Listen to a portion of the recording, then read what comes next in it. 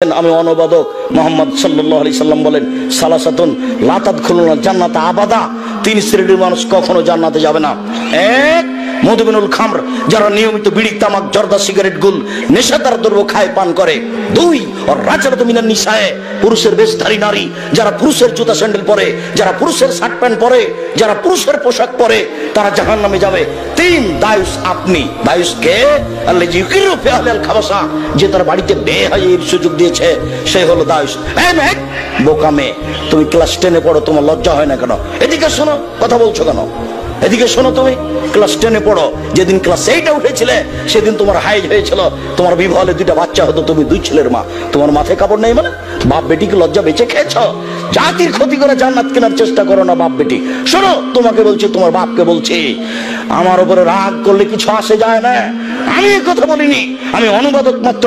মুহাম্মদ সাল্লাল্লাহু আলাইহি সাল্লাম আজ থেকে 1450 বছর পূর্বে তোমার বাপের কথা বলে গেছে। আমার বলার কি আছে এখানে? আমার রাগ করার কি আছে তোমার উপরে? মুহাম্মদ সাল্লাল্লাহু আলাইহি সাল্লাম যখন কথা বলতেন, যা খাতাবা, যখন তিনি বক্তব্য দিতেন, আমরা তাইনাহু, তার দু চোখ লাল হয়ে যেত, অস্তাদা গালাহু, তার রাগ বেশি হয়ে যেত, ওয়ালা সাউতুহু, তার কণ্ঠ উঁচু হয়ে যেত, কান হমন জোরে যায়, যেন তিনি সৈন্যদলকে ধমক দেখাচ্ছেন। কণ্ঠস্বরে তিনি বক্তব্য করেননি। আমি আব্দুর রাজ্জাক বিন ইউসুফ 20 বছর থেকে বলে আসছে, কণ্ঠস্বরে বক্তব্য জায়েজ নাই। কোন মায়ের বেটা একটু বলে না কেন যে চলবে?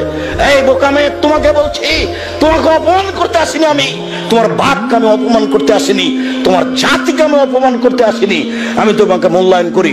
তুমি বলো এটা কোন আদর্শ? তোমার মাথায় কাপড় নেই কেন? কাপুরুষের মেয়ে তুমি। তোমার বাপ বিবাহ করে ভুল করেছে, তোমার বাপকে রাসূল সাল্লাল্লাহু আলাইহি ওয়াসাল্লাম বিবাহ করতে নাকচ করেছেন। রাসূল সাল্লাল্লাহু আলাইহি ওয়াসাল্লাম বলেছেন কন্ট্রোল ক্ষমতা না থাকলে বিবাহ করতে হবে না। রাসূল সাল্লাল্লাহু আলাইহি ওয়াসাল্লাম বলেছেন কন্ট্রোল ক্ষমতা না থাকলে বিবাহ করতে হবে না।